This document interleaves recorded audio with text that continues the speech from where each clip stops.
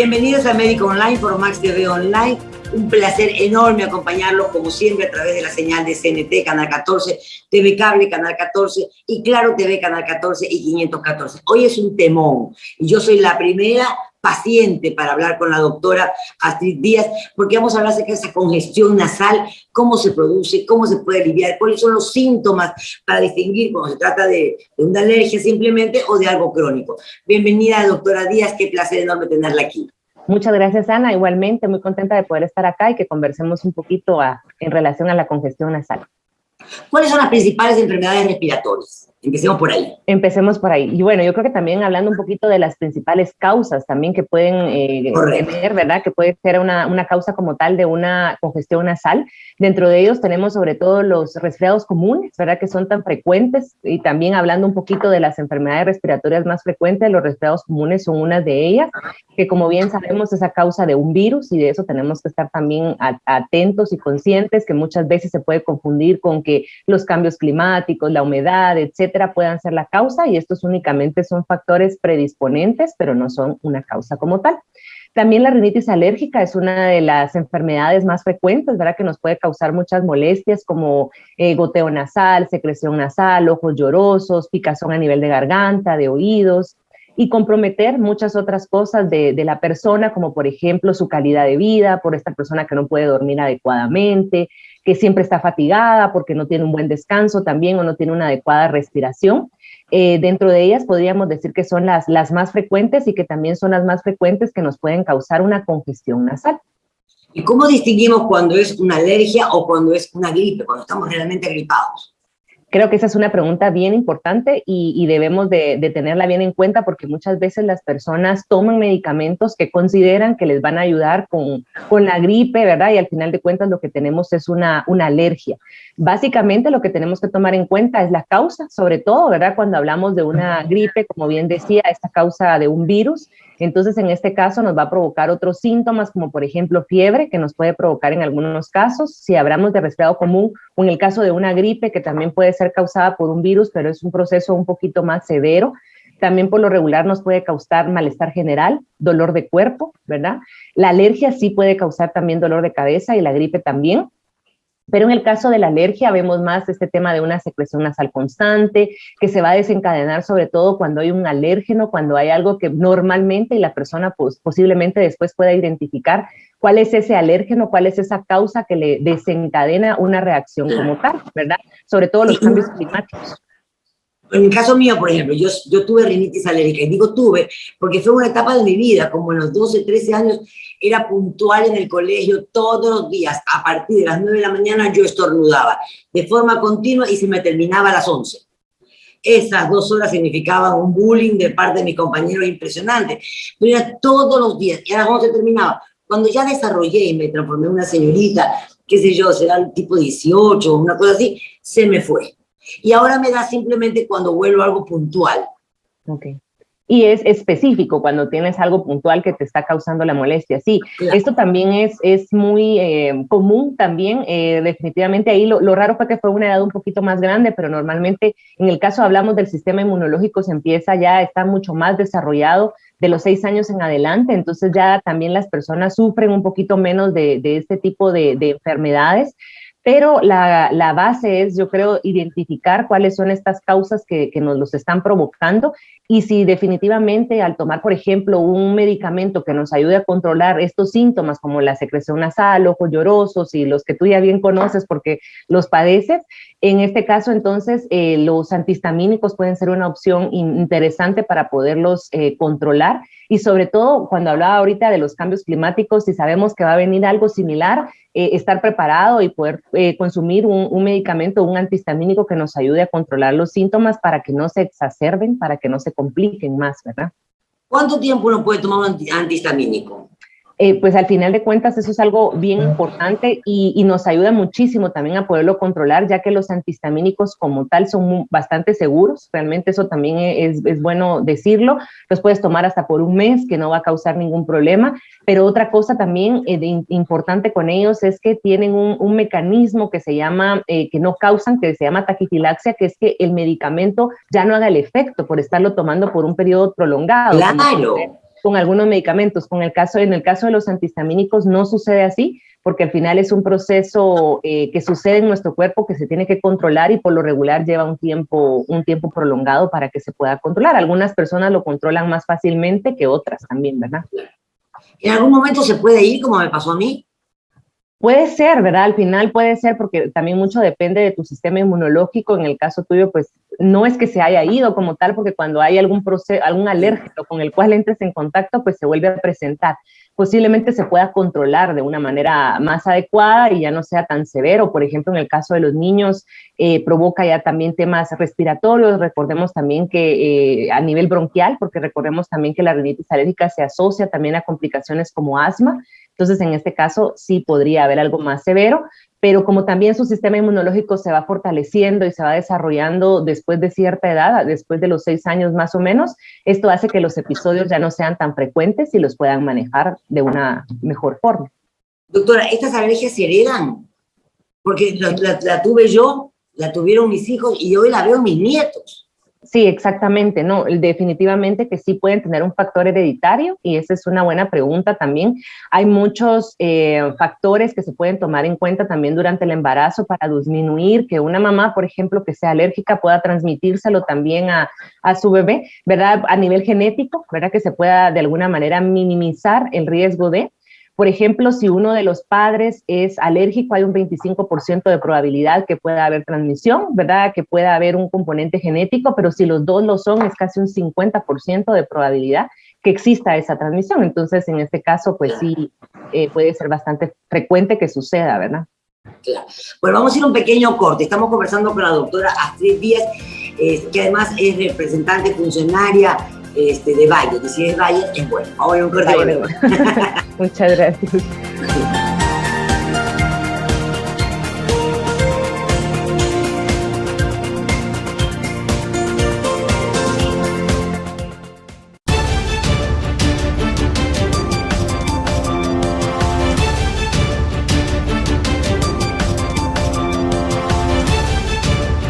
Yolanda Torres,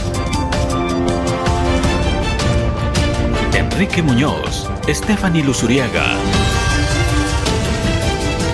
y Gabriela Jurado nos informan muy temprano en Sucesos, lunes a viernes de 6 a 8, aquí en Max TV.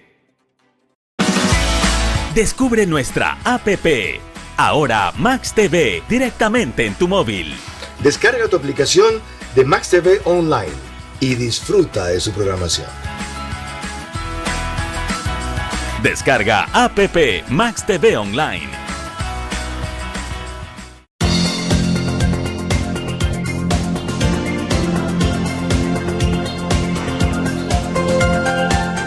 Continuamos en Médico Online, nos acompaña la doctora Astrid Díaz. Estamos hablando acerca de síntomas de enfermedades respiratorias, hablando también de las alergias, de cómo se producen, de cómo aliviarlo. Y le quería preguntar, ¿podría ser que también tenga una persona problemas respiratorios por algún tipo de desviación, alguna parte mecánica que está funcionando mal, que sea operada y que después de 1 año y pico recaiga nuevamente en los mismos problemas respiratorios?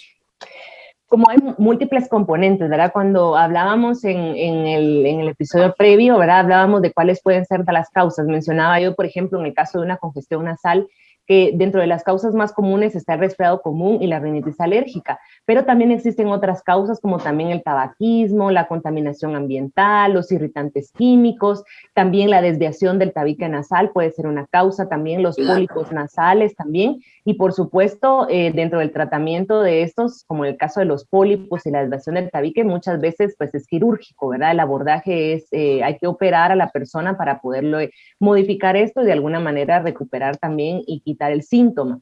Puede ser que haya nuevamente vuelva a presentar la congestión nasal, pero ya va a depender también de otros factores, ¿verdad? Como los que decíamos, si esta persona, además de tener este problema, como por ejemplo un pólipo, la desviación, tiene un componente alérgico como tal, también puede llegar a presentar los síntomas. O sea, aunque haya una operación, igual esto es a nivel inmunológico. Entonces, al final de cuentas, la reacción que va a tener en nuestro cuerpo la vamos a tener como tal. Entonces va a reaccionar ante este factor externo que de alguna manera desencadena todos los síntomas.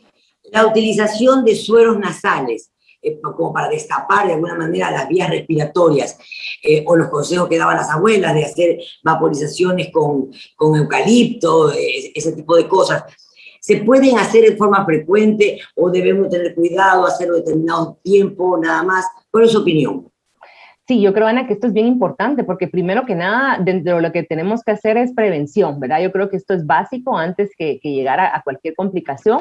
Una de ellas, pues, es el tener precaución con los alérgenos que se puedan presentar. Otra de ellas, en el caso de un resfriado común, y es lo que estamos viviendo en la actualidad, mucha precaución a nivel de lavado de manos, de no tocar superficies y luego tocarnos la cara, la nariz, sobre todo los ojos, porque esto va a ser un factor para que puedan ingresar virus, ¿verdad? Y de alguna manera causar también los síntomas de un resfriado común, causar la enfermedad como tal o de una gripe, y con esto causarnos también muy frecuentemente congestión nasal.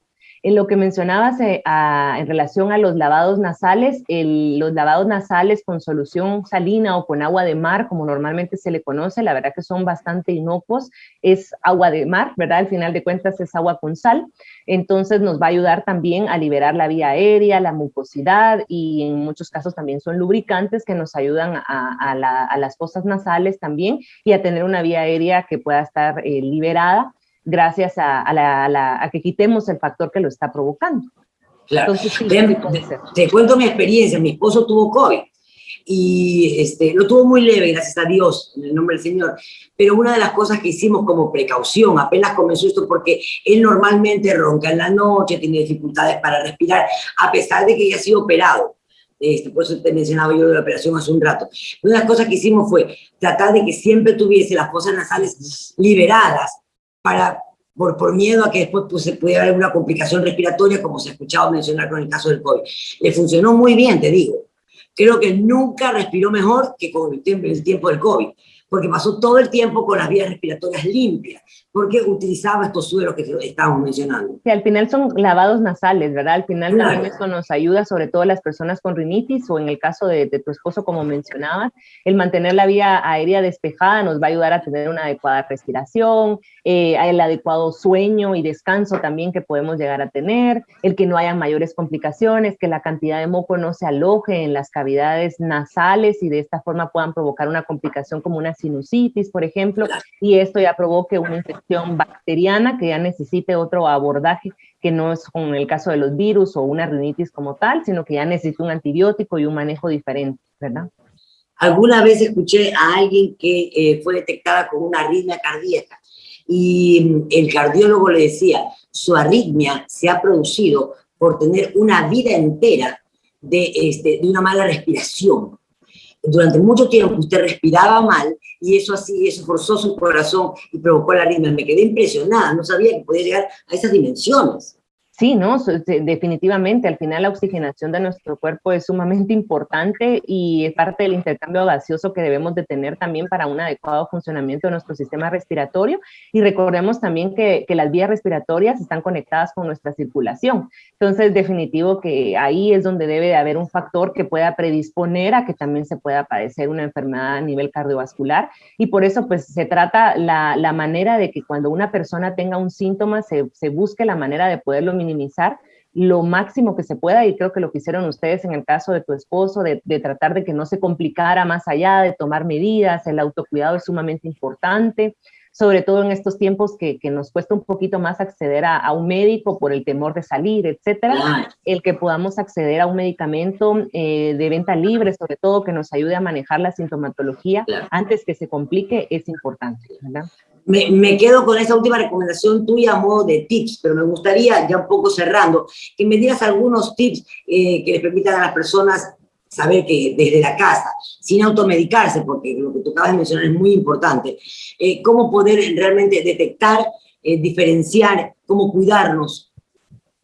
Bueno, básicamente saber diferenciar cuáles son los síntomas que pueden ser los que estamos presentando, tener mucha precaución también con los síntomas de alarma. Cuando una persona presenta fiebre, hay que tener la precaución de ver cuál es la causa. Definitivamente es un microorganismo el que se lo está provocando y hay que, pues, de alguna manera abordarlo para evitar complicaciones.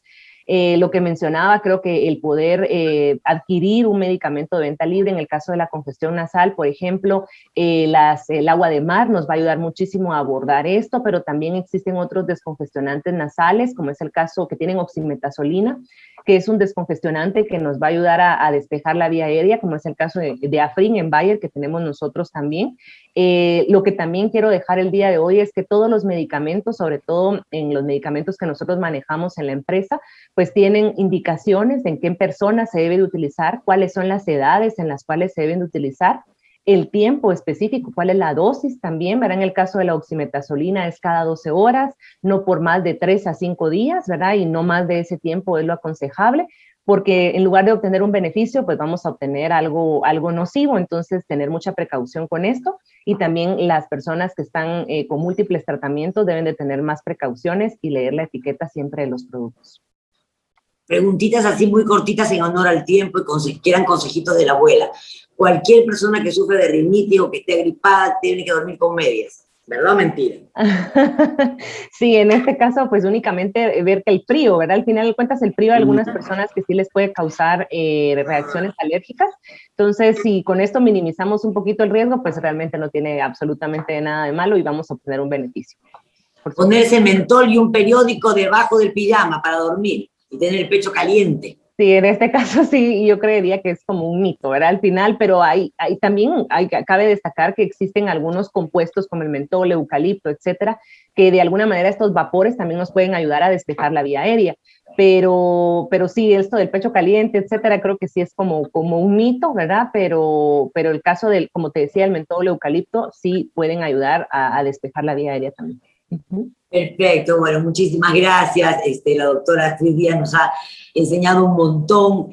La verdad es que es maravilloso poder compartir con una profesional que además tiene el aval de una empresa tan importante que es Bayer, así que de verdad que es un lujo para Médico Online poder contar con ustedes. Gracias, Ana. Muchas gracias por el espacio y un gusto para mí también conversar contigo. Los esperamos entonces en otro capítulo de Médico Online, donde en 9 minutos despejaremos todas sus inquietudes. Recuerden seguirnos a través de Max TV Online, pueden también vernos a través de CNT Canal 14, TV Cable Canal 14 o Claro TV Canal 14 y 514. Ha sido un verdadero placer. Hasta la próxima oportunidad.